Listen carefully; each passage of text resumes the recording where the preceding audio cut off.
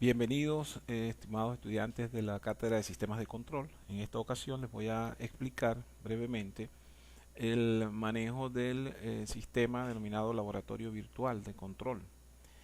Este sistema nos permite realizar actividades prácticas relacionadas con lo que son las estrategias de control y específicamente lo podemos trabajar con cuatro módulos de medición y control de las cuatro variables principales en un sistema de control: medición y control de presión, medición y control de flujo, medición y control de nivel y medición y control de temperatura.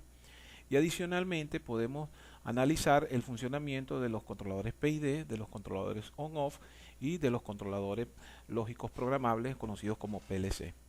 En la actividad práctica que vamos a realizar durante esta unidad, la unidad 3 de estrategias de control de procesos, vamos a hacer referencia a los cuatro módulos de medición y control de las cuatro variables fundamentales, y también vamos a hacer una introducción a lo que es el control lógico lógico programable, control por PLC.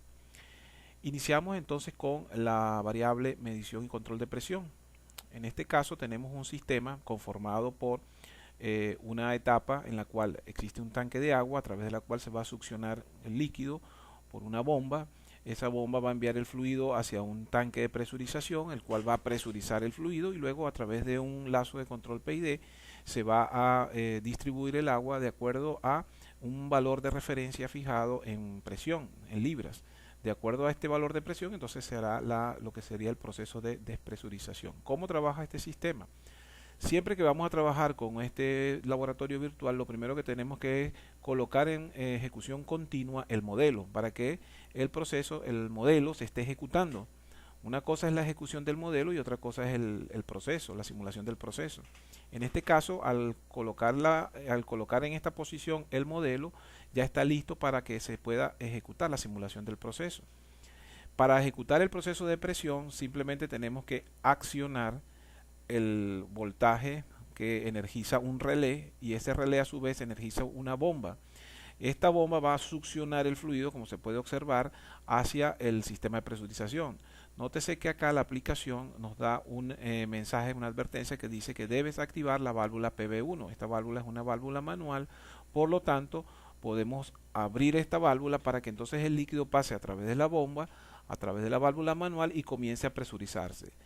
Observemos el PSL, que está en color rojo porque hay una baja presión, no hay presión. En este momento, cuando la presión llega a 10 psi, el switch de presión, de baja presión, se coloca en color verde. Eso quiere decir que ya está en condición normal. La presión sigue aumentando dentro del recipiente, el fluido sigue pasando hacia el presurizador. Sin embargo, todavía no hay distribución porque no he activado el proceso de descarga. La presión se va a ir incrementando. Nótese que acá en el gráfico observamos la presión del T01, esta presión del tanque es la línea de color verde, el color rojo me indica la presión en el transmisor de presión, que sería la salida, que todavía no lo hemos activado, y este color fucsia la corriente. Fíjense que al llegar a 50 libras, el sistema detecta que hay una alta presión. Al haber una alta presión, a través de este switch se le envía una señal al relé eléctrico, el cual desenergiza la bomba, se deja de succionar fluido al detenerse la bomba, y por ende ya el sistema se encuentra presurizado. Pero como esta válvula está cerrada, lo cual indica este color rojo, dice acá: debes ajustar el set point para despresurizar, es decir, para sacar el líquido del tanque. ¿Cómo lo vamos a hacer? Lo vamos a hacer a través de la señal de set point o el valor de referencia, indicando una presión X. Por ejemplo, si yo quiero sacar o distribuir el agua a una presión, supongamos de unas 20 libras, yo presiono acá el número 20, ¿ok? Hacemos clic en el modelo, y al realizar esta operación, pues el proceso comienza a aperturar la válvula.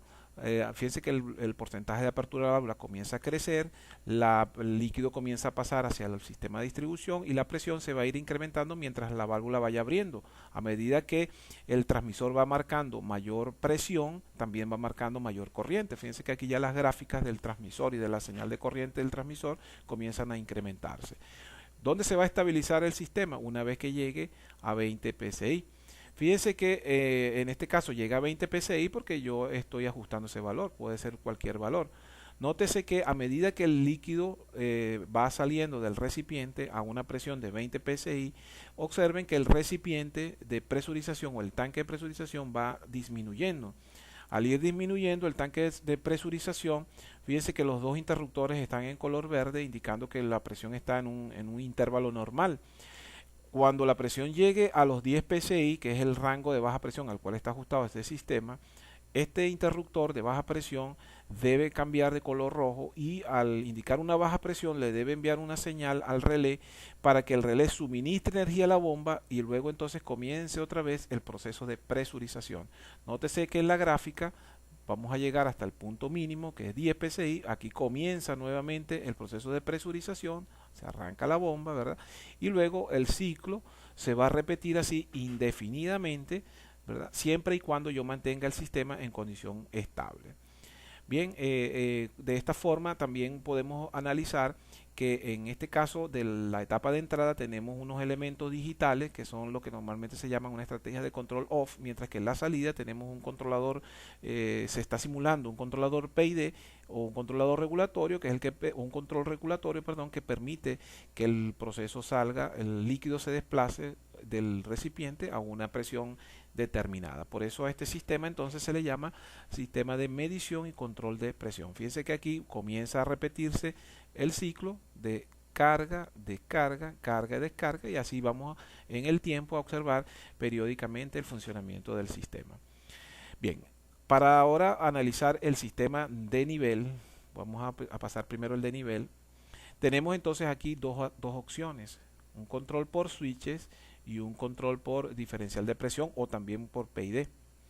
El mensaje del simulador dice que debes seleccionar el tipo de control con el que se ejecutará el proceso. Recuerden que primero debemos entonces ejecutar el modelo, seleccionamos el tipo de control con el cual queremos hacer la estrategia de control. Por ejemplo, en este caso la primera sería por control de switches. Si vamos a operar por control de switches, quiere decir que el sistema de nivel se va a dar a través de estos dos elementos. Entonces, lo primero que tenemos que hacer es abrir esta válvula manual para que el líquido entre. Este tipo de control por switches también indica que debes abrir la válvula 2 de forma manual, que sería esta válvula que está acá, omitiendo el set point. Para abrir esta válvula manualmente, simplemente le vamos a dar clic al porcentaje de apertura directamente y nosotros lo colocamos en el valor porcentual que nosotros queramos para que entonces comience el líquido a caer al recipiente, comience a fluir. Nótese que acá entonces el líquido comienza a fluir en el tanque, ¿verdad? Hay un fluido continuo desde la entrada pasando por el recipiente y luego hacia el sistema, hacia la línea de distribución, pero este líquido se va a detener justo, este nivel se va a detener justo acá, porque se bloquea con este interruptor la válvula de entrada. Por lo tanto, como aquí hay salida, el líquido, al no entrar más, el líquido comienza a disminuir su nivel justo hasta que llegue al punto del interruptor de bajo nivel, LSL. En ese momento, el interruptor SLL envía un comando hacia la válvula de entrada para abrirla y luego comienza entonces a repetirse el ciclo de llenado y vaciado del recipiente. Fíjense que en este proceso, cuando yo seleccioné el control por switch, que son estos dos, y junto con esta válvula estamos estableciendo una estrategia de control on-off. Este peso específico de 1 indica que el líquido que yo estoy simulando en este caso pues es un líquido de agua. Yo pudiese cambiar ese peso específico para otro tipo de fluido. Ahora, nótese que aquí en la salida el sistema está midiendo la presión que está del líquido que está contenido en el tanque. Sin embargo, no hay una intervención de este controlador. Simplemente lo único que hice fue abrir la válvula manualmente para que el líquido salga, y quien va a controlar el aumento y el incremento y el decremento del nivel va a ser la apertura y cierre de esta válvula a través del accionamiento de cada uno de estos switches. Por eso a esta estrategia se le llama control por switches. Es una estrategia control on-off que en este caso se trabaja a través de estos dos interruptores. Ahora, vamos a cerrar nuevamente y vamos a entrar a la aplicación, pero ahora no la vamos a trabajar por interruptores, sino que ejecutamos el modelo y vamos a seleccionar ahora el control por diferencial de presión, que también se le puede llamar control por PID o control regulatorio, que sería a través de este sistema. Hacemos clic, abrimos la válvula, disculpen, en este caso obviamente yo debo seleccionar primero el sistema, el control, que voy a realizar, ¿verdad? Control por presión. Entonces dice acá el mensaje que para el control por diferencial de presión el tanque 3 debe contener líquido. En este caso el sistema le asigna un valor específico. ¿Ok? Entonces abrimos acá el sistema. Debo abrir la válvula FB01, que es esta que está acá, para observar que el nivel, observar el nivel de líquido dentro del recipiente, ¿verdad? Bien, fíjense que ahí comienza entonces el líquido, al abrir esta válvula, comienza el líquido a caer en el recipiente. Hay un valor contenido, es decir, el punto inicial de la simulación es ya con un líquido dentro del tanque 3. Pero ahora, para poder distribuir el sistema y mantener cierto líquido dentro del recipiente, es necesario trabajar con esta estrategia, control por diferencial de presión, que es este señor. Aquí en este caso el nivel del recipiente es medido en función de la presión que ejerce el líquido contenido en el tanque, por eso se le llama diferencial de presión. En este caso la unidad es pulgadas de agua y aquí hacemos referencia a que ahorita en este momento en el punto de partida de la simulación hay 70 pulgadas de agua. Ahora, vamos a colocar un set point, ¿verdad?, al cual nosotros queremos que el nivel se mantenga. Por ejemplo, en este caso, si tenemos 70 pulgadas de agua, yo voy a decir que quiero que el nivel se distribuya manteniendo acá un desplazamiento dentro del tanque de unas, vamos a suponer, unos 30 pulgadas de agua, ¿verdad?, más o menos la mitad. Entonces acá, al colocar en 30 pulgadas de agua el recipiente, obviamente esta válvula comienza a abrirse y a la medida que va abriendo el líquido va descendiendo porque hay una entrada, pero al haber un desplazamiento entonces el líquido comienza a abrirse, perdón, comienza a disminuir el nivel. Este nivel va a ir disminuyendo progresivamente a medida que la válvula va aumentando su porcentaje y a medida que el transmisor va aumentando va disminuyendo su pulgadas de agua, también va sucediendo lo mismo con la corriente del transmisor. En color azul está el nivel medido en el recipiente a través de este señor, de este transmisor.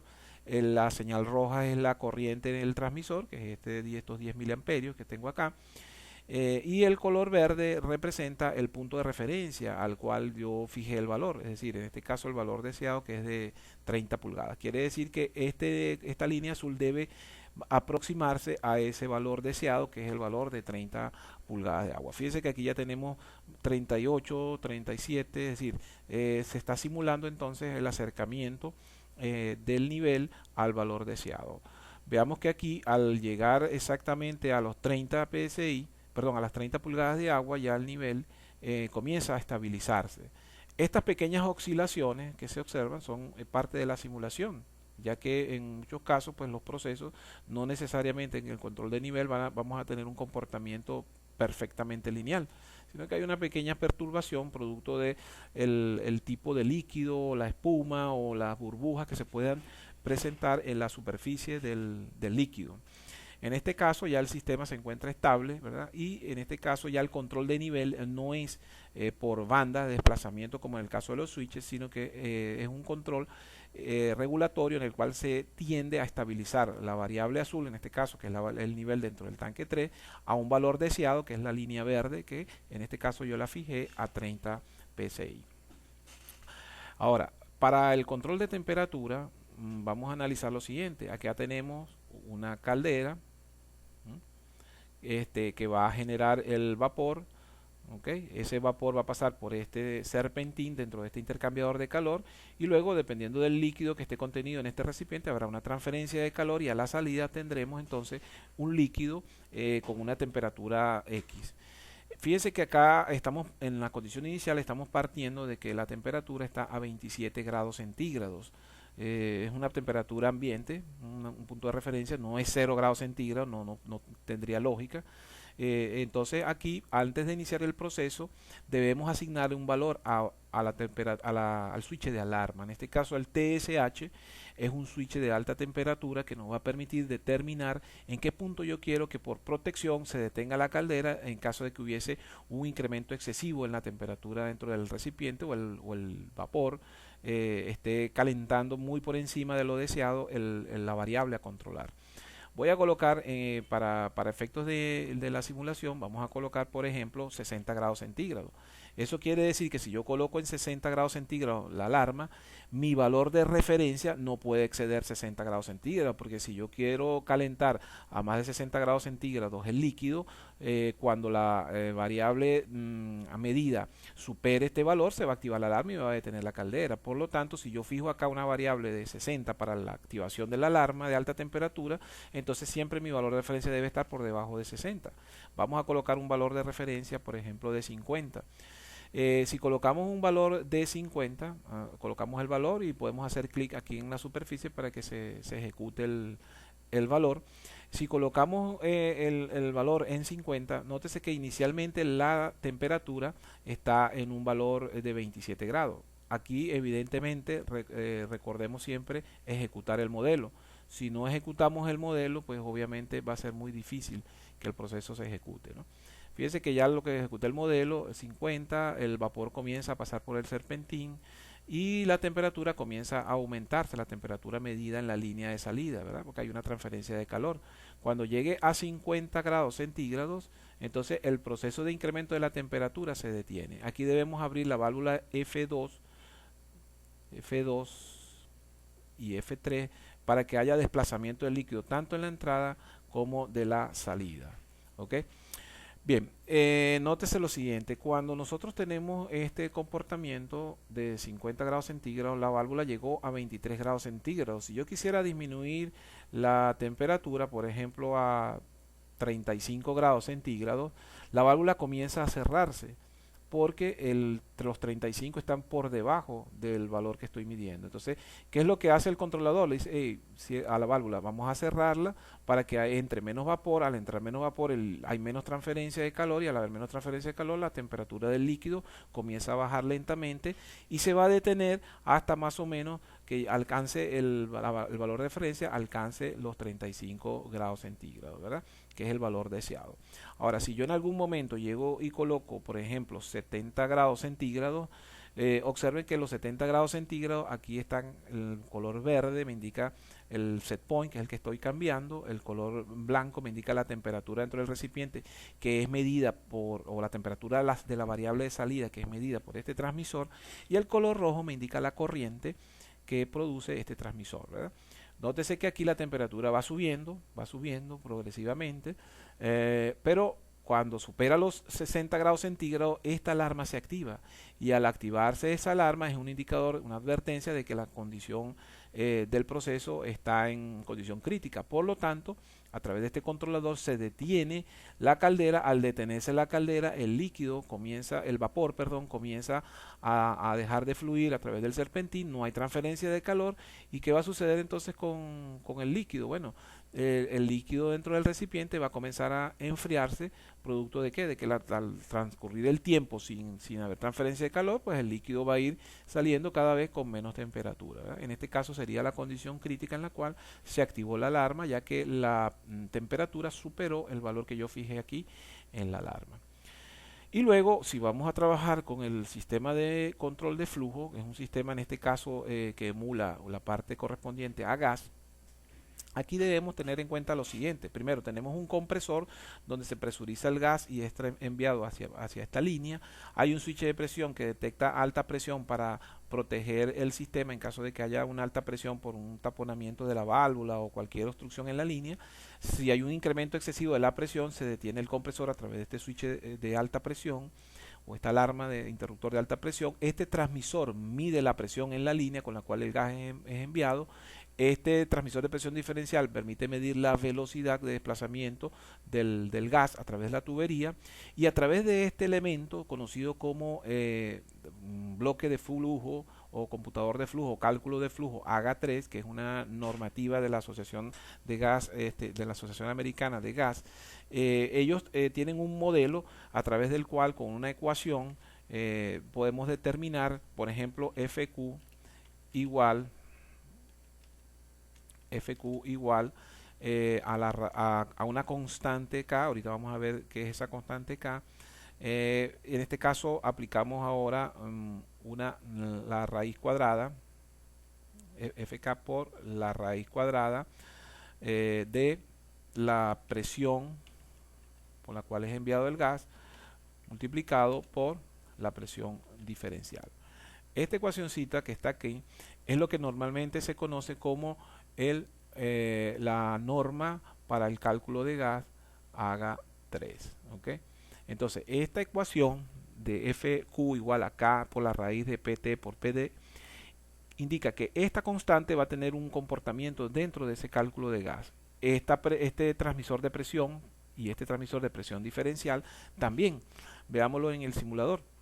Si regresamos a la simulación, aquí tenemos la constante K que va a estar dentro del computador de flujo.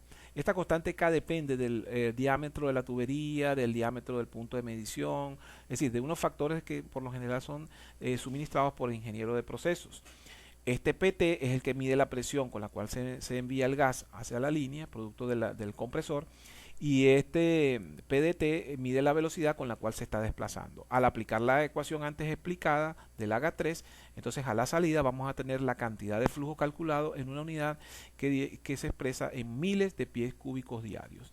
Esa unidad de miles de pies, esa cantidad de flujo de miles de pies cúbicos diarios es la que va a entrar como valor medido al controlador, y fijando un valor de referencia en el controlador abrirá o cerrará más la válvula para lograr que esta cantidad de flujo siempre alcance el valor deseado. Por lo tanto, acá tenemos un sistema de control regulatorio o control PID, en este caso un controlador de flujo, y aquí tenemos, ya no es un sistema de control, sino un sistema de cálculo de flujo, a través del cual, a partir de la presión que se conoce como presión estática, que es la presión que envía el gas hacia la línea, y la presión diferencial, que es la que me permite evaluar la velocidad de desplazamiento, y en función del diámetro de esta tubería y del factor que se incorpore en el orificio interno para producir la velocidad del gas acá, pues tenemos entonces a este factor conocido como constante K del módulo AGA3, que aplicando la ecuación explicada anteriormente nos permite obtener el gas total.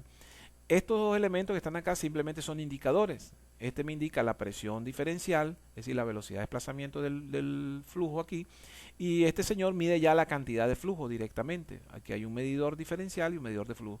Eso quiere decir que el gas, en este sistema, en este modelo que estamos explicando, se hace una medición conocida como medición indirecta, porque la cantidad de flujo no se obtiene directamente a través de un transmisor de flujo, sino que se obtiene a través de un transmisor de presión diferencial, una constante del dispositivo primario de medición, y en función de esos tres elementos, aplicando una ecuación matemática, obtenemos entonces la medición de gas respectiva. Por eso se llama método indirecto. Veamos el funcionamiento del proceso.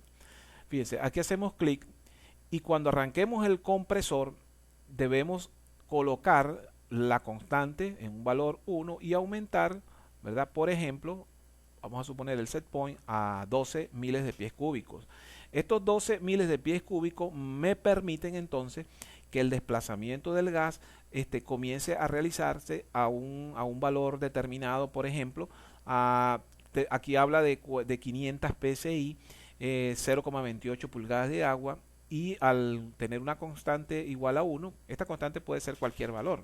Ahorita yo estoy asumiendo 1 para efectos de la explicación, pero normalmente este parámetro es dado por el ingeniero de procesos. Aquí, por ejemplo, si incrementamos el flujo, por ejemplo, a 20 miles de pies cúbicos, se produce un incremento a la salida, ya que al haber una mayor apertura, fíjense que a medida que yo voy demandando mayor cantidad de gas, la válvula se va abriendo más. Al abrirse más, hay mayor velocidad, es decir, mayor presión diferencial, más o menos la presión es la misma, hay una mayor presión diferencial, y por relación directa entonces se produce un incremento en la cantidad de flujo que está pasando. Si yo disminuyo el fluido, por ejemplo, si ahora quiero que pasen son solo 15 miles de pies cúbicos diarios, entonces sucede lo contrario, ¿verdad? La válvula se va cerrando progresivamente y el flujo va a ir disminuyendo hasta llegar a los 15 miles de pies cúbicos, ¿verdad? Aquí hay que tener cuidado, repito, entonces, porque vamos a ver ahorita el proceso de activación de la alarma. Fíjense, si nosotros, por ejemplo, vamos a ejecutar la simulación de esta forma.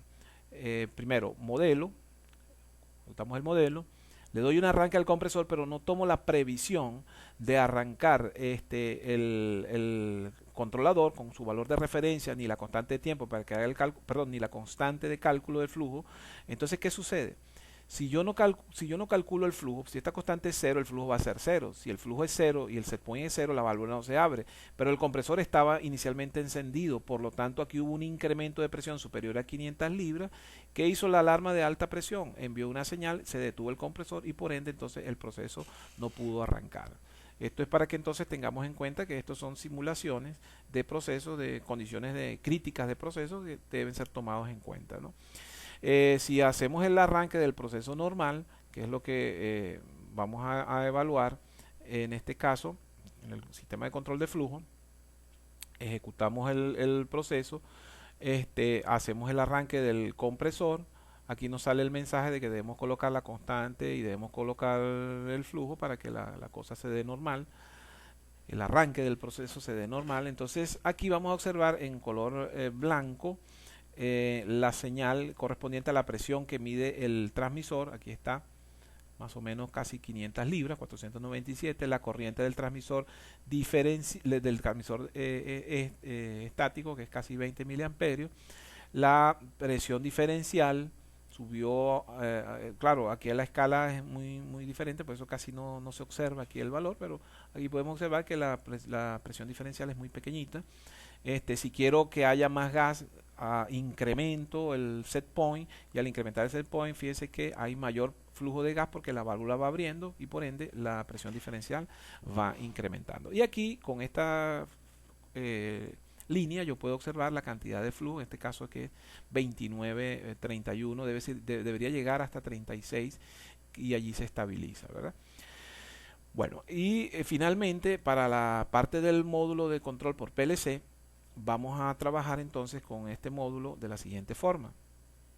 Aquí tenemos el modelo del lado izquierdo de un proceso en el cual hay un tanque al cual va a entrar líquido, hay un transmisor de nivel que va a medir ese líquido, le va a enviar una señal al PLC y ese PLC también va a recibir información de un switch, de un interruptor de alto nivel que me va a indicar cuando el tanque está muy alto para que entonces yo pueda controlar la apertura o cierre de la válvula de entrada. Estas dos bombas son las que van a permitir desplazar el líquido almacenado en el tanque, que va a arrancar de acuerdo al nivel que tenga acá en el recipiente. Fíjense, inicialmente yo debo considerar lo siguiente: el valor de X debe ser menor que el valor de Y. El valor de X es el que me va a permitir que arranque la bomba 1. El valor de Y es el que me va a indicar que debe arrancar la segunda bomba. Por lo tanto, si yo fijo acá un valor, ese valor de X tiene que ser menor al valor de Y para que se dé la secuencia de arranque 1, 2. Si en algún momento dado el funcionamiento de las dos bombas no es suficiente, el líquido va a seguir subiendo porque el desplazamiento de las bombas no es el adecuado. Entonces, ¿qué va a suceder? Va a llegar el líquido hasta este punto del interruptor LSH, el cual va a indicar al PLC que se dio una condición de alto nivel y el PLC debe darle la orden a una válvula para que entonces se cierre la válvula, no siga entrando más fluido y no se produzca un derrame del recipiente. Este temporizador simplemente es para que esa acción crítica tenga un delay, un retardo que cumpla con el tiempo necesario para que la alarma pues se dé bajo un tiempo prudencial, ¿no? Por supuesto, esto que está acá es el proceso físico. Ahora, internamente, cuando hablamos de un controlador lógico programable, se va a desarrollar un programa que va a ejecutar ese control lógico del proceso. Ese control lógico del proceso se hace a través de esta secuencia. En esta primera secuencia se hace una comparación del nivel. ¿Cuál es el nivel? Él evalúa si el nivel X es mayor que un nivel dado. Por ejemplo, yo voy a fijar acá que el nivel X, si vamos a trabajar en referencia de 0 a 100 pulgadas de agua en el recipiente, voy a colocar acá 40, por ejemplo, pulgadas de agua. Quiere decir que el segundo nivel de arranque lo voy a colocar en 60 y la alarma la voy a colocar en 70. ¿Okay? 40, 60, 70, es decir, cuando llegue a 40 arranca la bomba 1, cuando llegue a 60 arranca la bomba 2, si en caso de que las dos bombas no son suficientes, llega a 70, se activa este interruptor y ese interruptor ¿qué hace? Espera el sistema, el PLC espera un tiempo prudencial para entonces enviar la señal de alarma y simultáneamente generar una alarma. Veamos el funcionamiento del proceso. Lo primero dice, antes de iniciar el proceso debes asignar los valores comprendidos del rango de 0 a 100 el nivel X, el nivel Y, la alarma y el temporizador. Esos 4 parámetros debemos configurarlos previamente. Entonces aquí tengo 40, 60, 70 y el tiempo vamos a darle unos 20 segundos para que se ejecute el proceso. Le damos entonces, hacemos clic en la iniciación del proceso y al iniciar el proceso vamos a evaluar que el líquido comienza a caer en el recipiente. Fíjense que en el PLC la línea comienza a darse, pero esta condición no es válida porque el nivel apenas está por debajo de 40. Cuando se dé esta condición, es decir, cuando este nivel se incremente al 40 que yo fijé como el nivel X, entonces va a haber una continuidad lógica que permita que esta instrucción de salida se active y le dé entonces la orden de arranque a la bomba 1. Entonces, obviamente, esta condición se va a dar cuando llegue a 40. Si el sistema sigue subiendo hasta 60, se va a repetir una instrucción similar, pero en este caso la orden de arranque va a ser para la bomba 2. Nótese acá, observe acá lo siguiente. 40, se activa la condición, se da una continuidad lógica y la bomba cambia de color rojo a verde, es decir, que arranca. Pero el nivel sigue subiendo, que es parte de la simulación. Llegamos a 60 PSI, al llegar a 60 PSI, ¿qué va a suceder? Ahora entonces esta bomba 2 va a arrancar. Fíjense que ahora el fluido está pasando por la bomba 1. Ahorita debería, lo que arranque esta bomba, pasar por aquí y tendríamos mayor caudal en la salida del sistema, ¿verdad? Cuando llegue a 60 sucede que entonces la bomba 2 arranca, pero si seguimos simulando una condición crítica en la cual hay una deficiencia en las bombas y el sistema sigue subiendo, entonces aquí, fíjense, aquí se produce el segundo arranque de la bomba, pero supongamos que hay una deficiencia en las bombas y el nivel sigue subiendo y va a llegar a 70, que es donde está ajustado físicamente el switch de alto nivel. Entonces, al producirse esa condición de 70 PSI, el interruptor cambia a color rojo, ¿verdad? Comienza el proceso de temporización, pero el temporizador no va a mandar a detener las bombas, ni va a generar la alarma, ni va a cerrar la válvula hasta tanto no se cumpla ese delay, ese retardo que yo configuré acá de 20 segundos.